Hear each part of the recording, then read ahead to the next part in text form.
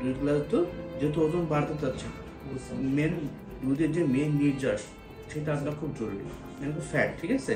ওইটা আপনার খেতে হবে 2 গ্লাস দুধ, জাল দিয়ে পরিমাণ মতো নিয়ে মানে 125 ml নিয়ে আসতে হবে। এই দুধটা 5 থেকে 10 মিনিটের মধ্যে আস্তে ধীরে খেয়ে ঠিক 12 থেকে ঘুমিয়ে পড়তে হবে, ঠিক আছে? এটা খেতে হবে মেনলি 10 মিনিট আগে। রান্নার জন্য তেল 8 চামচ, ঠিক আছে? তেলে সারাদিন মিলে রান্নায় কিন্তু এটা ওকে।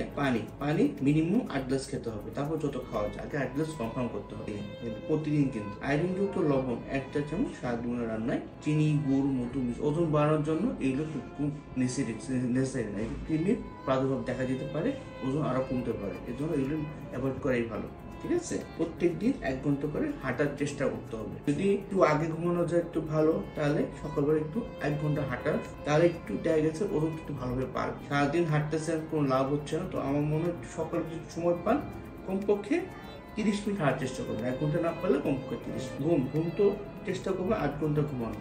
আর খাবারটা অবশ্যই চাবে খাবেন, যতটুকু না হলে না ওটুকু। আচ্ছা, এই ডায়েট প্ল্যানের মেয়ে আপাতত 1 মাস মেনটেন করে, তারপর দেখা যায় পরবর্তী সাক্ষাতের সময় টাইম দিচ্ছি, ওই টাইমে চলে আসবেন, ঠিক আছে? ঠিক আছে। আর যেগুলো টেস্টগুলো দিচ্ছি এগুলো কষ্ট করে করাবেন, একটু দেখবো যে আপনার আদার্স কোনো সমস্যা আছে কিনা।